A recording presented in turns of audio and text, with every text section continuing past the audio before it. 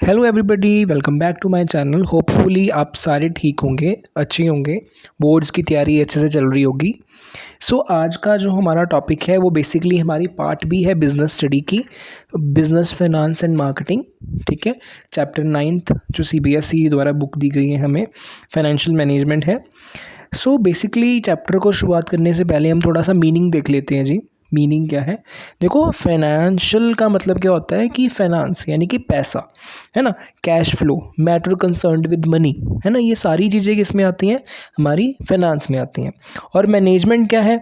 The process of dealing और controlling things और people. वो प्रोसेस जो डील करता है, कंट्रोल करता है किसको? थिंग्स को, पीपल को, एक ऑर्गेनाइजेशन में। फाइनेंशियल मैनेजमेंट क्या हो गया जी?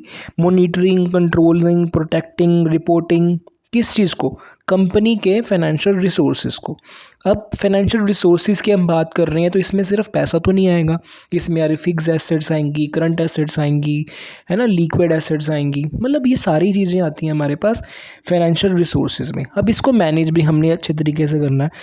आज की हमारी जो वीडियो है वो इसी टॉपिक पे ऊपर है, इसी टॉपिक के ऊपर हम चर्चा करेंगे कि फाइनेंशियल मैनेजमेंट होता क्या है और इसका रोल क्या है एक ऑर्गेनाइजेशन, एक बिजनेस में, इसको मैनेज करना, कंट्रोल करना क्यों ज़रूरी है।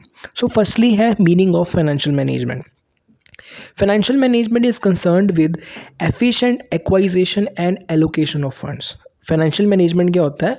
ये किससे कंसर्न करता है कि हमारे बिजनेस में जो फंड्स हैं, पैसा है, ठीक है, उसको हमने अच्छे तरीके से यूज़ करना है, अच्छे तरीके से एलोकेट यानी कि बांटना है ना। In other words, financial management is concerned with flow of funds. Financial management किससे रिलेट करता है? फ्लो ऑफ फंड से रिलेट करता है। हम इससे रिलेटेड डिसीजंस लेंगे कि हमारा पैसा, अगर हमारे पास फॉर एन एग्जांपल 1 लाख का है, वो हमें फ्यूचर में बेनिफिट दे, ऐसा बेनिफिट दे 1 लाख की हमारे पास वो चीज़ 5 लाख की, 10 लाख की, 9 लाख की, 20 लाख की, 1 करोड़ की हो जाए। सिंपल वर्ड्स में इसका मीनिंग क्या होगा कि efficient acquisition of finance, finance को, पैसे को अच्छे तरीके से यूज़ करना है। एफिशिएंट यूटिलाइजेशन ऑफ फाइनेंस, उसको यूज़ अच्छे तरीके से करना है। एफिशिएंट डिस्ट्रीब्यूशन, उसको बांटना अच्छे तरीके से है। और उसको अगर हम यूज़ कर रहे हैं, ठीक है, तो उसकी वर्किंग ऐसी होनी चाहिए कि हमारी कंपनी के जो short term as well as long term benefits हैं, गोल्स हैं, वो हम अचीव कर पाएँ। ठीक है। एक तो आप अपनी बुक वाला लिख सकते हो, एक तो मैंने जैसे वीडियो के स्टार्टिंग में बोला, monitoring, controlling, protecting, reporting companies financial resources is known as financial management. अब इसकी डेफिनेशन देख लेते हैं जी। मैंने अक्सर आपकी अपनी वीडियो में कहा है कि बेटा डेफिनेशन तब लिखना जब आपको पूरे तौर से डेफिनेशन याद हो जाए। अपने और से इज़ एम आर मत लगाते रहना, बिकॉज बोर्ड में और यूनिवर्सिटी में इसके मार्क्स कट होते हैं। ठीक है जी। Financial management involves the application of general management principles to a particular financial operation. हमने अपने पैसे को अच्छे तरीके से यूज़ करना है by the way of rules and regulation, that is known as financial management. अब एक इंपॉर्टेंट चीज़ सुनो बेटा, अगर आपको पेपर में for an example role of financial management आता है तो आपने सीधे तौर से स्टार्ट नहीं कर देना।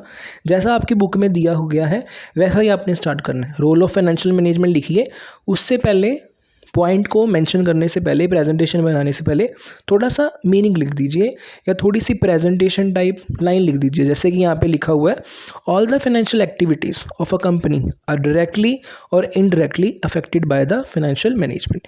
कोई भी एक्टिविटी होगी किसी भी कंपनी में जो किससे रिलेट करती है? पैसे से रिलेट करती है, वो डायरेक्टली और इनडायरेक्टली हमारी फाइनेंशियल मैनेजमेंट को अफेक्ट करती ही करती है। ठीक है।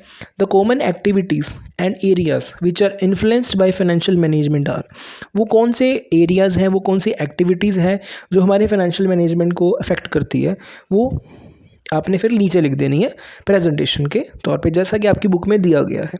इसी तरीके से लिख के आना बेटा बोर्ड में। आपको I am sure full out of full तो नहीं मैं कहता कि थ्योरी में फुल आउट ऑफ फुल सबको नहीं मिलते, ठीक है, वो तो बहुत ही रेयर पेपर होता है। ठीक है। मैं आपको ये कह रहा हूँ, अगर 5 मार्क्स का क्वेश्चन है आपको 4, 3 तो मिल जाएंगे अगर आप इस तरीके से प्रेजेंट कर कराओगे। ठीक है, बिकॉज आपने अपनी गप्पे भी मारनी है ना, तो इसीलिए ये कारण होते हैं थोड़े से कि आपके मार्क्स कम हो जाते हैं। सबसे पहला पॉइंट है size and composition of fix assets.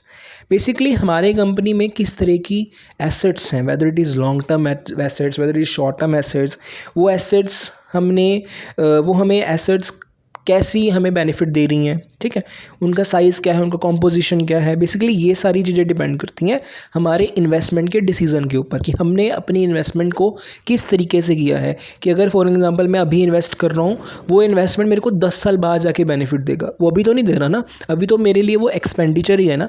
तो ये सारी चीज़ें हमारी फाइनेंशियल मैनेजमेंट में आती हैं, ठीक है। हमें कितनी कैपिटल को लगाना है, कितनी कैपिटल हम प्लान कर रहे हैं लगाने के लिए, कितनी कैपिटल हम ऑलरेडी लगा चुके हैं, ये सारी चीज़ें हमारी इसमें आती हैं जी। दूसरा पॉइंट है amount and composition of current assets. देखो करंट एसेट्स का डायरेक्टली लिंक होता है कैश एंड कैश इक्विवेलेंट्स के ऊपर, है ना, इन्वेंट्री के ऊपर, रिसीवेबल, इन्वेंट्री यानी कि स्टॉक के ऊपर, है ना, बिल्स रिसीवेबल के ऊपर। ये सारी चीज़ें हमारी होती हैं करंट एसेट्स की। हमारे पास कितनी करंट एसेट्स हैं, ठीक है, हमारे पास उनका कॉम्पोजिशन कैसा है, अभी हमने किसकी वैल्यू को पे करना है, अभी हम कितना रिसीव कर रहे हैं, फ्यूचर में कितना रिसीव करेंगे, पास्ट में हमने कितना रिसीव किया, ये सारी चीज़ें इसमें आती हैं। अगला है the amount of long term and short term funds. हमारे पास लॉन्ग टर्म फंड्स कितने हैं, शॉर्ट टर्म फंड्स कितने हैं, वैसे फंड्स कितने हैं जो हमें 10 साल के लिए बेनिफिट होंगे, ऐसे फंड्स कितने हैं जो मेच्योर होने ही वाले हैं, ऐसे फंड्स कितने हैं जो मेच्योर हो चुके हैं। सो ये सारी चीज़ें भी यहाँ पे आएंगी। फोर्थ पॉइंट है breakup of long term financing into debt और इक्विटी। हमने कितना पैसा पे करना है अपने शेयर होल्डर्स को, या हमने कितना पैसा रेज किया है शेयर होल्डर से, है ना। सो ये भी चीज़ें इसमें आती हैं।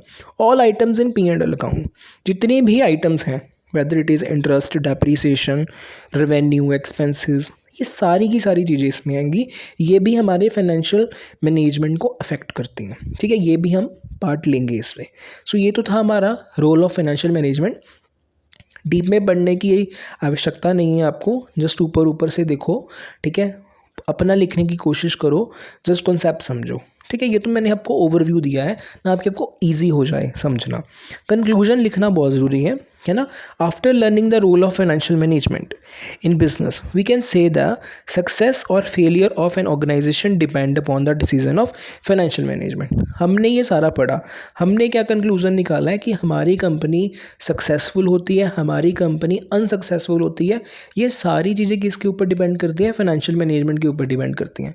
बिकॉज पैसा ही एक ऐसी चीज़ है जो हमें सक्सेस की ओर लेके जाएगा, पैसा ही एक ऐसी चीज़ है जो हमें फेलियर की ओर लेके जाएगा बिजनेस में, है ना।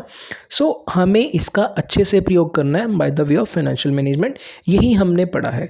सो फाइनेंशियल मैनेजमेंट के कुछ कंपोनेंट्स हमने पढ़े थे, जो 5 पॉइंट है ना, कैसे फाइनेंशियल मैनेजमेंट बेसिकली हमें बिजनेस में इफेक्ट करता है। सो ये सारी चीज़ें आज का हमारा टॉपिक था। कल हम मिलेंगे अगले टॉपिक के साथ, ऑब्जेक्टिव्स ऑफ फाइनेंशियल मैनेजमेंट। सो मिलते हैं। सो तब तक के लिए चैनल को सब्सक्राइब करना, अपने फ्रेंड के साथ शेयर करना, और वीडियो को अच्छे से सुनना, 1 बार सुनना, 2 बार सुनना, 3 बार सुनना, अपनी बुक को सामने रख के सुनना, और नोट्स बनाते रहना बेटा साथ के साथ, ठीक है।